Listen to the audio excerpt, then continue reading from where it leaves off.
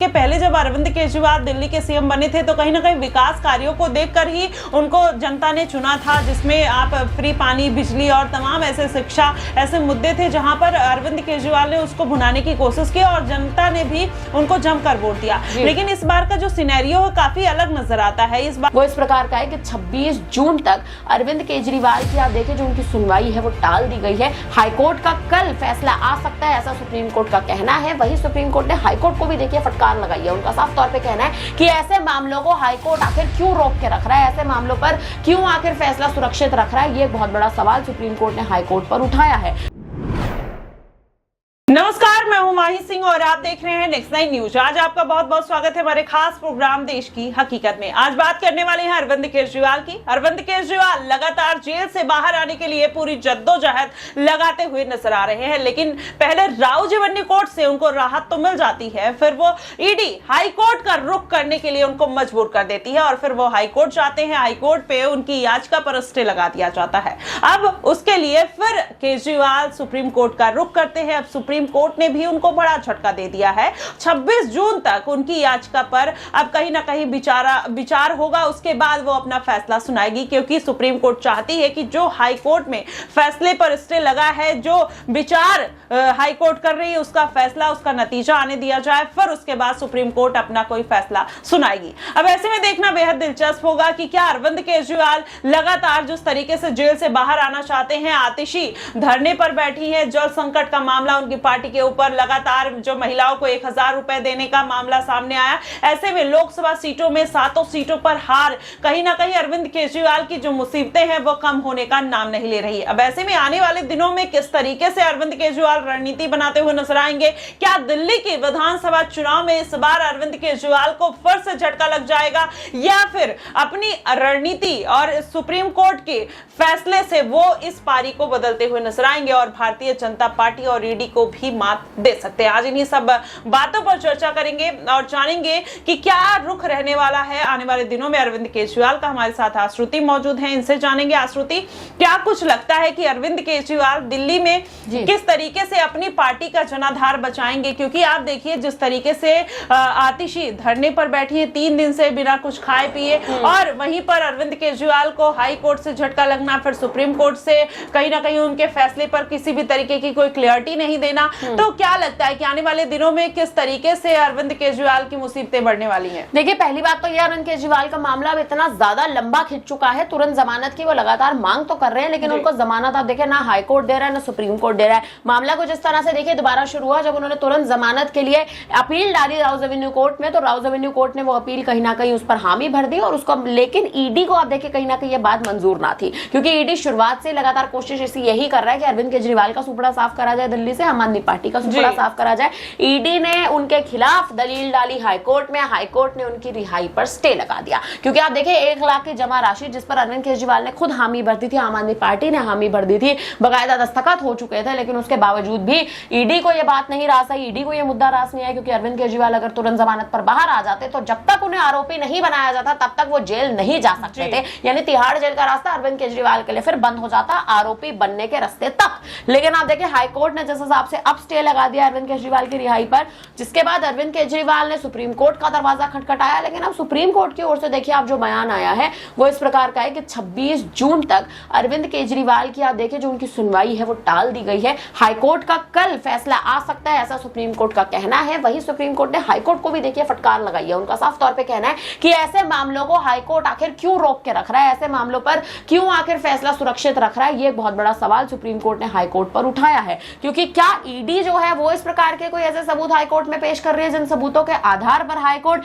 जो है केजरीवाल के पक्ष में कोई निर्णय नहीं सुना रहा है। क्योंकि सुप्रीम कोर्ट भी कहीं ना कहीं आप देखें बेंच जो है सुप्रीम कोर्ट की वो भी लगातार इसी मुद्दे पर लगातार आप देखें चर्चा तेज है कि अरविंद केजरीवाल सुनवाई पे सुनवाई जो अरविंद केजरीवाल की हो रही है, आखिर उनके पक्ष में फैसला जा क्यों नहीं रहा। जबकि आप देखें 1 लाख की जमा राशि जो है वो भी कहीं ना कहीं केजरीवाल देने को तैयार है, तो हाईकोर्ट आखिर क्यों ऐसे फैसलों को सुरक्षित रख रहे हैं, ईडी ऐसे कौन से सबूत पेश कर रही है सुप्रीम कोर्ट में। सुप्रीम कोर्ट की बेंच ने, डीवाई चंद्रचूड़ की बेंच जो है, लो लगातार अब इस बात पर जद्दोजहद जो है वो तेज हो चुकी है। केजरीवाल आप देखें अगर जेल से बाहर नहीं आते तो दिल्ली की स्थिति पूरी तरह से बदल जाएगी, बदलेगी इस तरह से, क्योंकि आम आदमी पार्टी का आप देखें 2025 में विधानसभा चुनाव है। आम आदमी पार्टी के पास मौजूदा स्थिति में कोई रणनीति नहीं है। मनीष सिसोदिया जेल में है, सुनीता केजरीवाल घर में है। समझ नहीं आ रहा कि आखिर आम आदमी पार्टी दिल्ली में कर क्या रही है। और सबसे बड़ी बात, जिस हिसाब से लगातार केजरीवाल का मामला जो है वो लगातार आप देखिए तूल पकड़ रहा है, मनीष सिसोदिया के नाम पर जद्दोजहद तेज है कि आखिर सिसोदिया को क्या आम आदमी पार्टी भूल चुकी है, उनके नाम पर आखिर क्यों कोई आप देखे, क्यों उनके नाम पर कोई आप देखे जिस हिसाब से क्यों कोई चर्चा नहीं हो रही, क्यों हाई कोर्ट में, राउज एवेन्यू कोर्ट में, सुप्रीम कोर्ट में उनका मामला जो है फिर से तूल नहीं पकड़ रहा।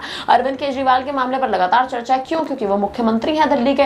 लेकिन अगर आप मनीष सिसोदिया की भी बात करें, डिप्टी मुख्यमंत्री मनीष सिसोदिया पूर्व डिप्टी मुख्यमंत्री दिल्ली के रह चुके हैं। तो केजरीवाल का मामला आप देखिए चर्चा में सबसे ज्यादा इसलिए बना हुआ है क्योंकि उनके नाम पर चर्चाएं तेज इसलिए हैं क्योंकि वो कभी भी बाहर आ सकते हैं, उनकी रिहाई पर मोहर लगते लगते रह गई है। हालांकि अब दिलचस्प है देखना कि सुप्रीम कोर्ट का निर्णय 26 जून को आखिर कैसे मुड़ता नजर आएगा।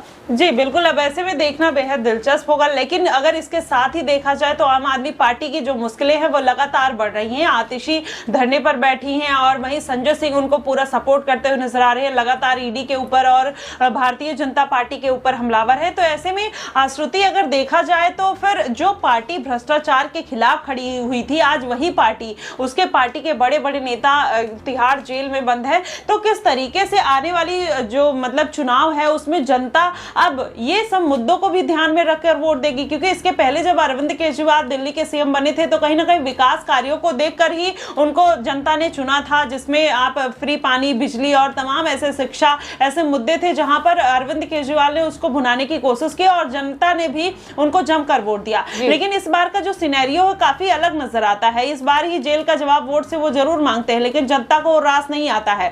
तो ऐसे में क्या लगता है कि इस बार के चुनाव में अरविंद केजरीवाल को झटका लग सकता है? देखिए 2025 में अरविंद केजरीवाल को झटका तब लगता ज्यादा हमें दिखाई देगा जब आप देखें जिस हिसाब से 2025 में आम आदमी पार्टी रणनीति तो बना रही है लेकिन उनकी रणनीति कहीं से कहीं तक भी उनके पक्ष में जाती दिखाई नहीं दे रही। केजरीवाल है नहीं, मनीष सिसोदिया है नहीं, आखिर आम आदमी पार्टी की कमान संभालेगा कौन? बड़ा सवाल कहीं ना कहीं खड़ा हो रहा है दिल्ली की राजनीति से। वहीं दूसरा सवाल देखिए ये भी कहीं ना कहीं खड़ा होता है कि अगर आम आदमी पार्टी के मुखिया ही मौजूद नहीं होंगे तो भारतीय जनता पार्टी खुला फायदा उठाती नजर आएगी। क्योंकि दिल्ली एकमात्र एक ऐसा क्षेत्र है, दिल्ली एकमात्र आप देखिए दिल्ली राजधानी है और दिल्ली एकमात्र ऐसा राज्य है जिस राज्य में कहीं ना कहीं आप देखें भारतीय जनता पार्टी अभी तक कब्जा नहीं कर पाई है और बीजेपी लगातार कोशिश कर रही है कि कब्जा कर सके। क्योंकि आप देखें जिस हिसाब से दिल्ली में पहले सरकारें रही हैं वो सरकारों में भी कहीं ना कहीं संकट तो बहुत रहा है लेकिन आम आदमी पार्टी जब से सत्ता में आई है वो संकट कहीं ना कहीं खत्म होता नजर आया। दिल्ली की जनता इसीलिए आम आदमी पार्टी को जीत भी दिलवाना चाहती है। केजरीवाल के पक्ष में इसीलिए फैसले भी आते हैं। केजरीवाल के पक्ष में चुनाव जो है विधानसभा का इसीलिए जीता भी जाता है क्योंकि उनका चेहरा ही बहुत है जनता के लिए वोट डालने के लिए। लेकिन अगर विधानसभा चुनाव में आप देखिए जीत ही नहीं होगी, विधानसभा चुनाव में केजरीवाल उम्मीदवार के तौर पर खड़े ही नहीं होंगे तो आखिर कैसा विधानसभा चुनाव? और दिल्ली में आप देखें फिर कहीं ना कहीं अगर आम आदमी पार्टी विधानसभा चुनाव से आपकी सरकार गिर जाती है तो प्रेसिडेंट रूल लग जाएगा यानी राष्ट्रपति शासन लग जाएगा। तो जो आप देखें चुनाव जो होंगे वो चुनाव फिर शुरुआत से यानी आप देखें कहीं ना कहीं एक जड़ से कहीं ना कहीं फिर चुनाव होने जरूरी होंगे क्योंकि दिल्ली में सरकार चाहिए। दिल्ली में सरकार जेल से बैठकर आप नहीं चला सकते। जेल का जवाब वोट से देंगे, ये आपने लोकसभा में भी कहा था। तो विधानसभा में आपकी क्या रणनीति है और उसके लिए आपको कोर्ट से बाहर आना, जेल से बाहर आना बेहद जरूरी है।